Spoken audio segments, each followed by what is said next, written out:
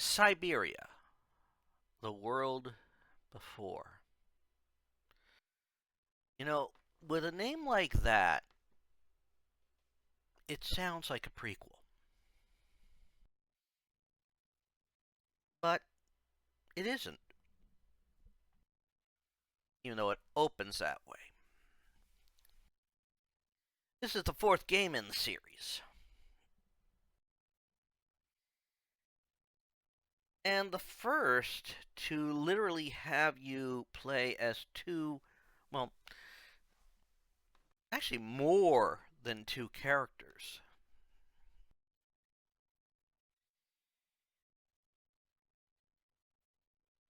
It actually opens in 1930s Europe. Of course, featuring things in the world of Syberia, or in the universe it comes it's set in. As you play a girl named Donna Rose, young girl from Vagan, who is about to enter music conservatory.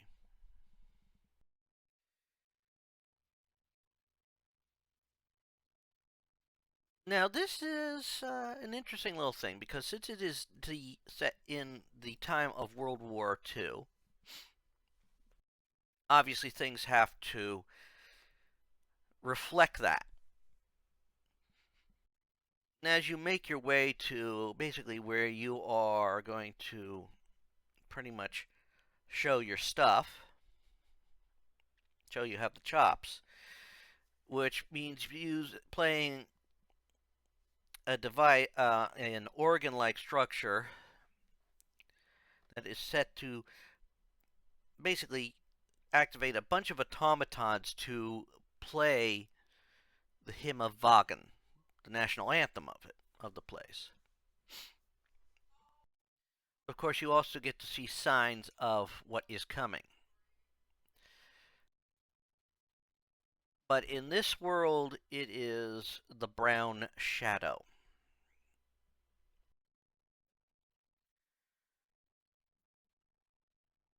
Well, as we move through it,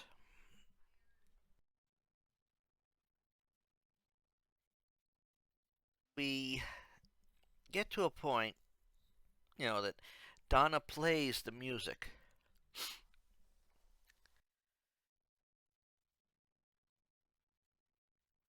And we can do things that, we'll see have an effect later in the game. Or have a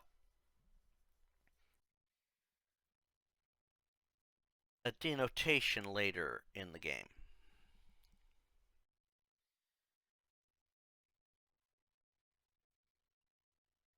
And after Donna plays the hymn,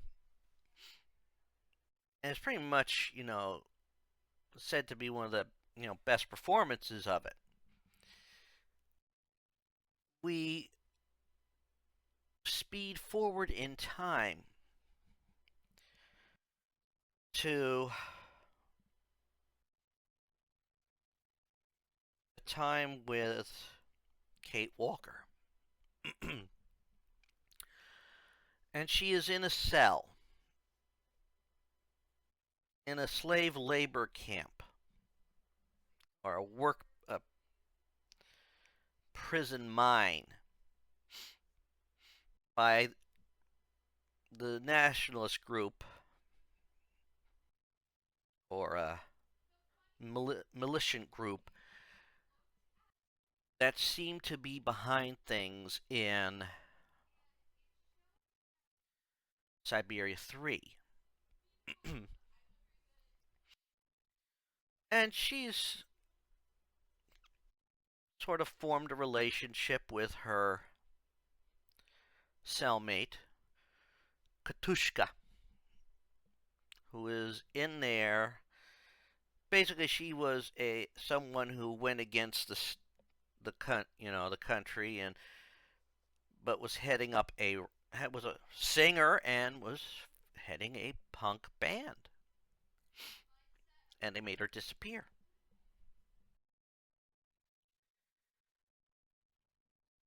So they are forced to work the salt mines. And the guard brings something for Kate Walker.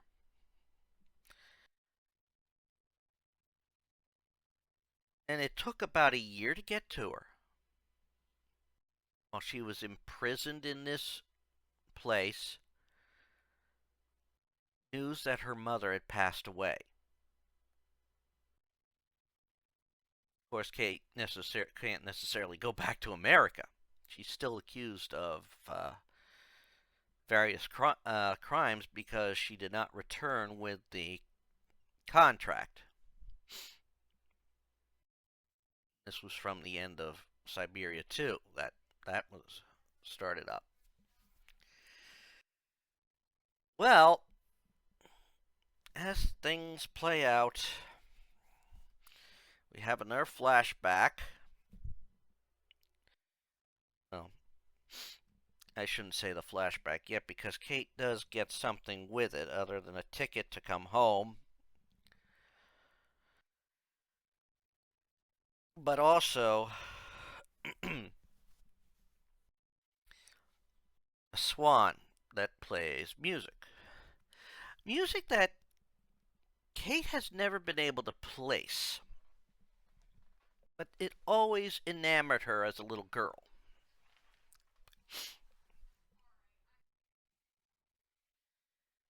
In fact, we have a flashback part to the game where she is a little girl and she is fascinated by this music box. But that happens later. Of course, we jump back to Donna, who's at home and getting ready to head off.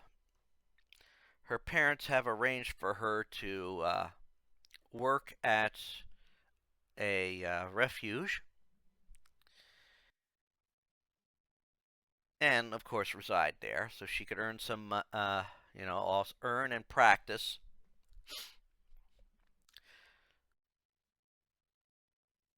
But, of course, there's also concern with the growing rise of this brown shadow movement, this brown shadow group.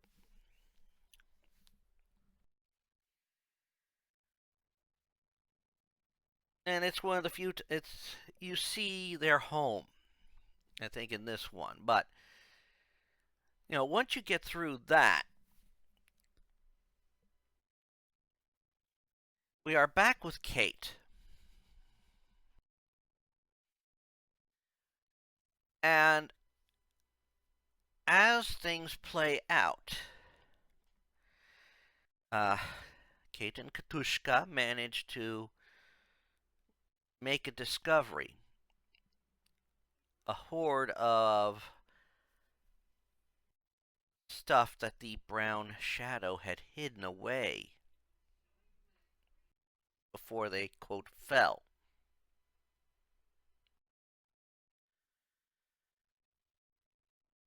Of course, the guard finds them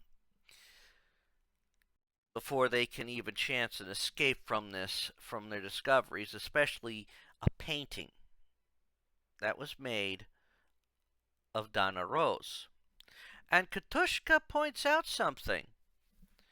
Donna looks very similar to you, Kate. So, after a struggle which cost Katushka her life, Kate uses a repaired motorcycle to get away from there, making her way to Vagan with the few things she's been allowed to keep. One of which is, of course, also the automaton heart of Oscar.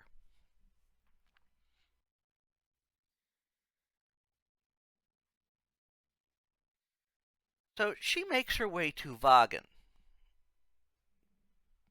staying at a boarding house while she looks into things. She also makes contact with her old friend, is who even after Kate went missing and all that, sort of ended up marrying Kate's former fiance.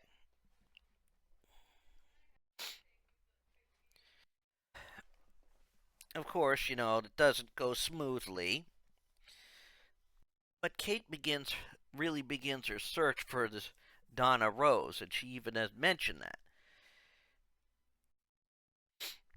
And so Kate makes her way off, after finding out, to a refuge, to the refuge, finding another woman who had been there when Donna was there, Lenny, who came to be known as a local hero during the time of what was happening. And so they have a discussion and all that, and finally, we start learning. While Donna was at the refuge, at the time there was a group of scientists who were going to go on an expedition to find a creature that was supposed to be the missing link. It was being funded by the Brown Shadow.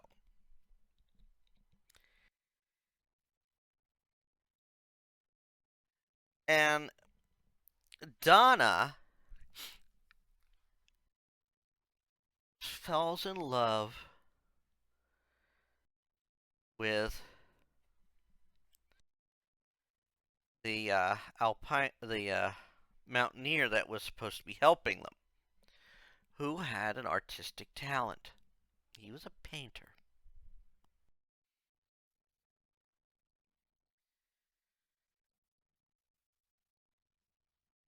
And well, they have a flint. They actually hit it off. Like any young couple, well, things play out. Of course,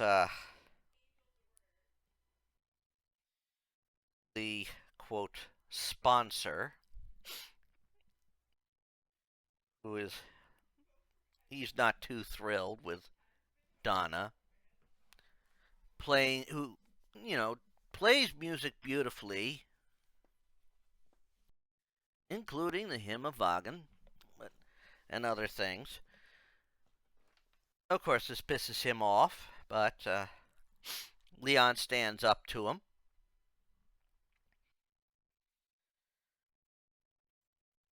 Of course, the Brown Shadow are on the rise. And it is found out that before they part ways, Leon was forced to agree to join the group on their expedition due to someone else, not being able to do it. So what do we do?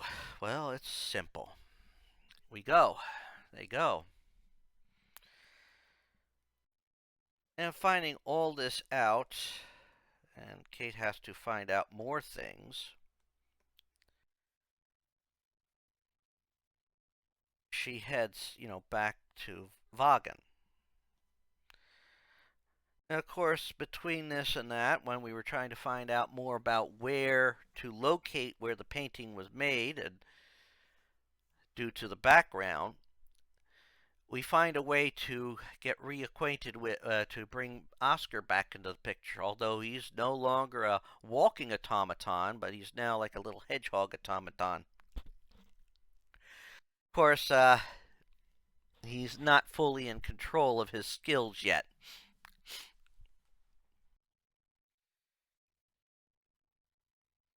And Also, when we were learning about Donna's time at the refuge, we actually have a past moment mechanic that allows us to jump back and forth in time. In fact, Donna was also making friends with an older woman there who has a bit of a past too, or had a lot of secrets too. But of course, we don't get into that yet. You see, as we continue, because now we have information and can, find more out of Donna, we have to go to the Music Academy, which has been closed down. However, the person there is willing to give Kate the information she needs if she can make the automatons in the central square once sing once more.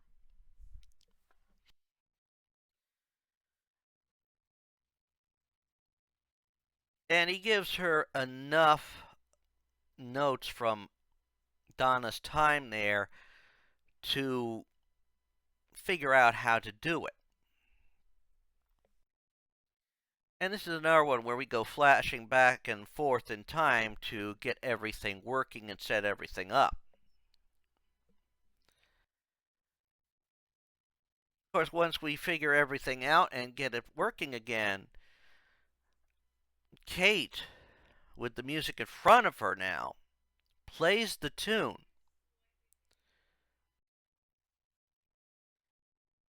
to recreate, and to have the automatons play once more. And it's beautiful. And Kate has a revelation at that moment. The music she's playing is the music that haunted her all her life. The music in the Swan music box. Also a piece that she had been practicing many years ago. The Hymn of Wagen. She always loved that tune and never understood why. This a connection to Donna Rose. Is Donna Rose related? Linked. Another link. She looks similar to Donna Rose. It's a lot. So she gets the information of where to find where Donna lived and heads off there, having to sneak her way into the building, but not able to get to where Donna's room was. And when she makes her way up to Donna's room, again, with a section where Oscar has to come and aid us, he actually plays Oscar, we make a discovery. We find a letter that was from Leon that Donna read, and it had an effect on her.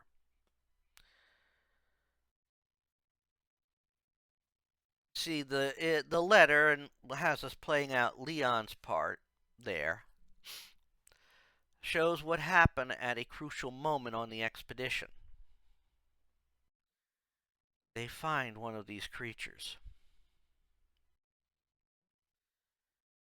We also find signs that setbacks in the mission are being blamed on Leon.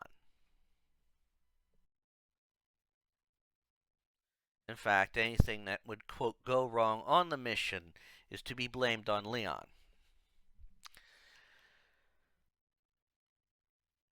But of course, they find one of these creatures that they're looking for, and it was a young one. And as things play out in the evening, after they, quote, catch it, another one comes to rescue. Of course, one of the leads of the group attempts to shoot that one. I mean, a live one and a dead one's much better than the two. Than two, two is better than one.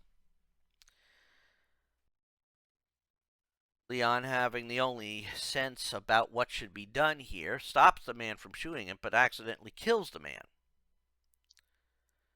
And of course, the others who decide, are more in tune with what the brown shadow is saying, basically knocks him out, ties him up.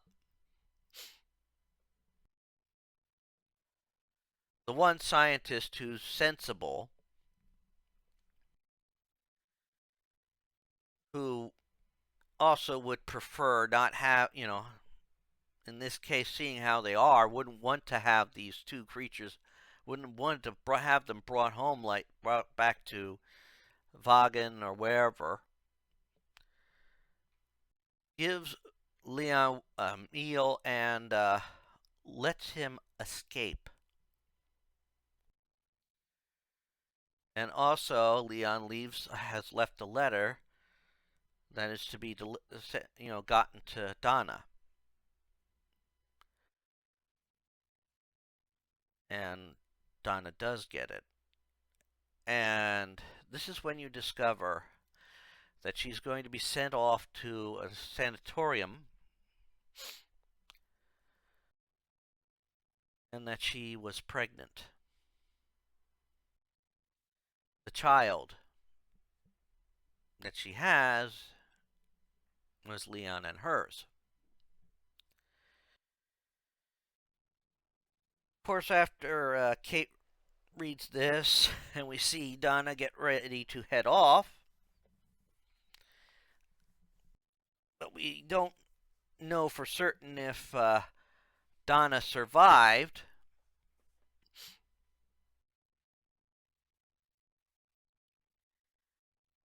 We go down, we find out from a memorial, because the Brown Shadow did their own little thing of cleansing, and we find out that Donna did survive. Her parents didn't. Also, that the asshole who was rude to her at the refuge had been one of the people there personally, because he wanted to purposely kill her. Well, now we have to figure out where that sanatorium is, but we end up running into a woman who was also staying at the boarding house. British military. She had been basically a spy for the British, spying on the Brown Shadow. And she reveals more of the story, but not after. But first going to the sanatorium, where Kate apparently finds a grave for Donna's child, named Anna. I think it was Anna Rose or something like that.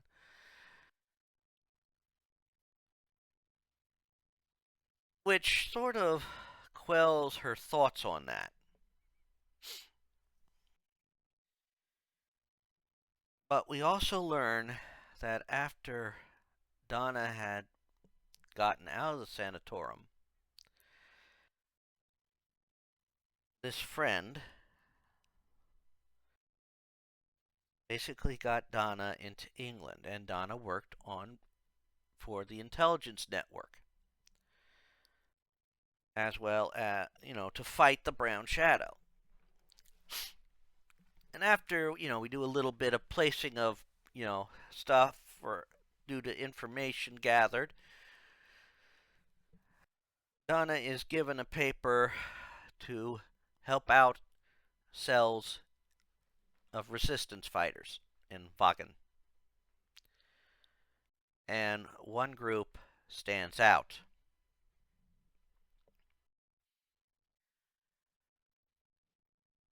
It's a group led by Leon, showing Donna that Leon had survived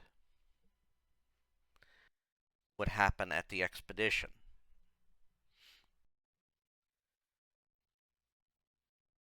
And so there are more questions to ask at the refuge. And we head back to the refuge. Now, during the time we had been there before, there was news that there had been bodies discovered at a place known as Devil's Pass. Apparently, there had been an avalanche there during the time of the war and the Brown Shadow. 3 bodies were found. And of course, because of the storm and all that, they can't do more with the bodies, but they have to make sure, things stay the same so they can be identified. Well, the friend, Lenny, did recognize one of the bodies.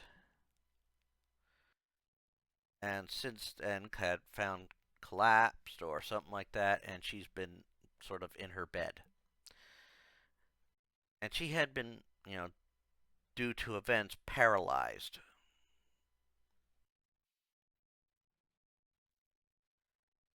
We learn, of course, that through the events that her father was taking care of her. But what do we find? Of course, when we check the bodies, we do find out that one was, quote, Leon, but the other 2 were not identified. So, again, it appears that Donna is still a factor in all this. But what is the connection? Well, when we go to speak to Lenny, after finding out that a hermit that lives up there is actually the very same creature Leon saved back then. They had become sort of brothers, and in fact, while Leon was on the run, he had survived because he had been living with a tribe of these beings. Literally took him in as one of their own.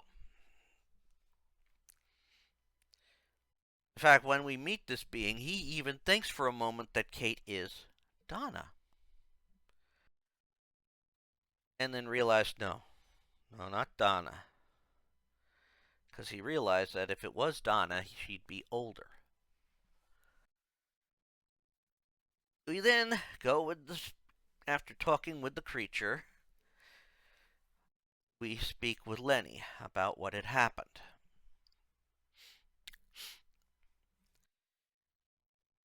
It seems at the time when Donna arrived, Leon was overjoyed to see her.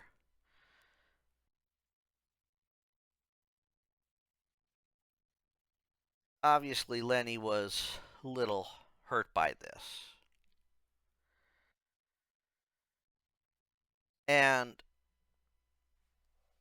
we also had, that they had to get a gentleman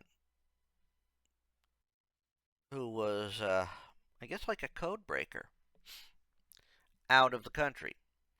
He wouldn't go without his wife. And so they had to get them out of there as soon as possible, of course. Especially with bad weather moving in. But he wouldn't go without his wife. And so,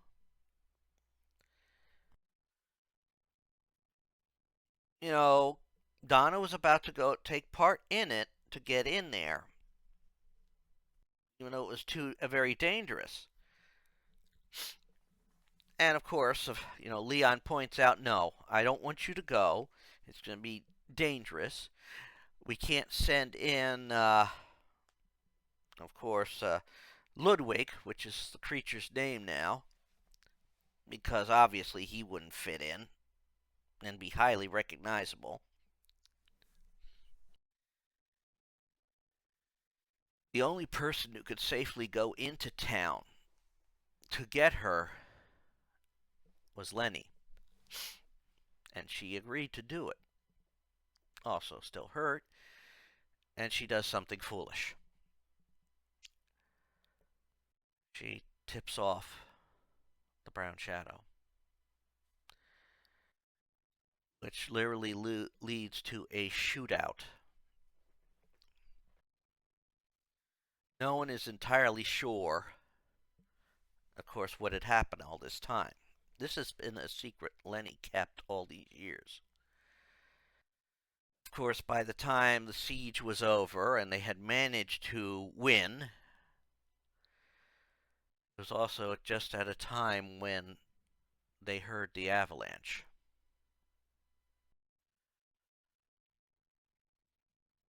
No one knew if the people who went across, survived or not.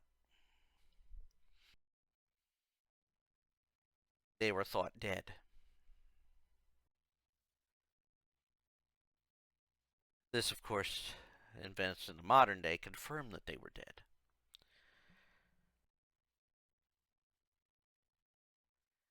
Lenny had kept this truth all this time. And she gives Kate one last thing, a last letter. Because Donna and her kept in touch all these years. We also learn, like, a moment after the war, Donna had decided to again, once more, depart. Donna went to America. Because we have a flashback at what is the music conservatoire, which is now as a makeshift field hospital. We see, of course, captured there the representative from the Brown Shadow, who, of course, lashes out even though he's restrained and under watch. Only lashes out verbally. You can make a choice of how Donna responds to that. We meet the one scientist, the one that had delivered the letter from Leon. We also run into Lenny's father. And find out that some of his own actions had been collaborating with the Brown Shadow. But because of Lenny's performance at that siege and her injuries, it earned him a more lenient sentence for his crimes, or pardon for his crimes. But the letter Lenny had gotten from Donna, the last letter she got, Donna revealed that she had found out that her child, her daughter, had indeed lived. This was not necessarily an uncommon thing in times like that.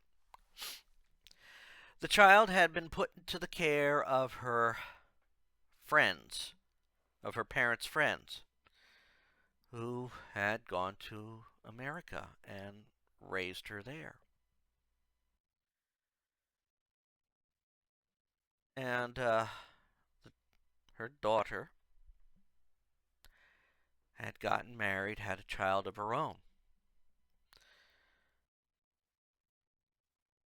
Donna had found this just as, she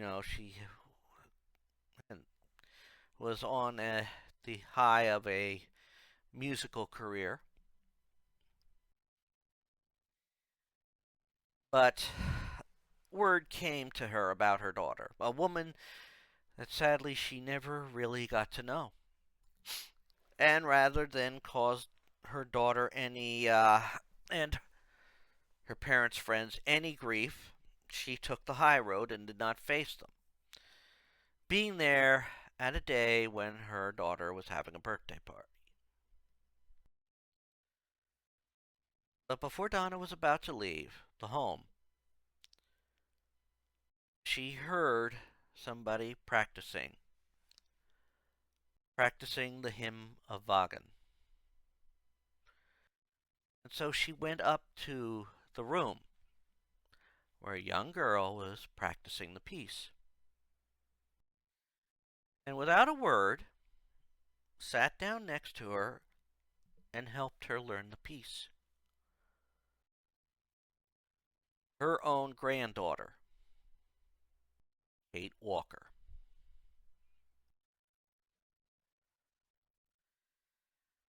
With all these discoveries, Kate now has no idea where Donna went to and is prepared to head home.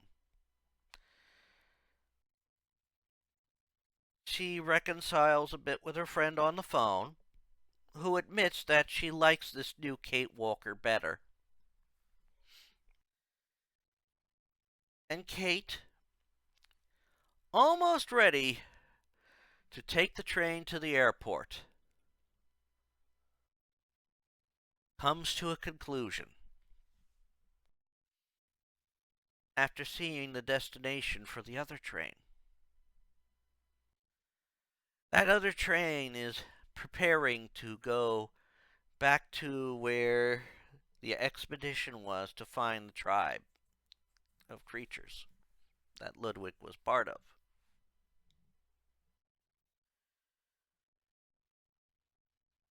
And so in the briefest of moments, before her train departs, and just as the other train is departing, she leaves the train, tries to catch up with the other train before it departs, only to be grabbed by Ludwig at the last second to pull her onto the train, finding out that Lenny had passed in her sleep.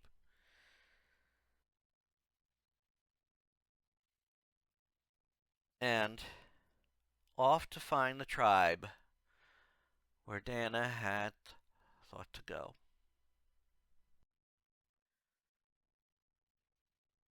And that is how our story ends. This game was beautiful with some of its own puzzles to solve. The mechanic of switching back and forth in time. The mechanic of traveling, even switching between Kate and Oscar. It was a brilliant game. A shame that the gentleman who created it passed away while this part was in production, but it proved that he still had a story to tell, and a shame that it ends on this cliffhanger. I do not know if we would ever get a fifth entry into this series, but I would love, if it was possible, if he left enough notes for what that fifth part would be. I could imagine it involves Kate finally coming face to face with her biological grandmother on her mother's side.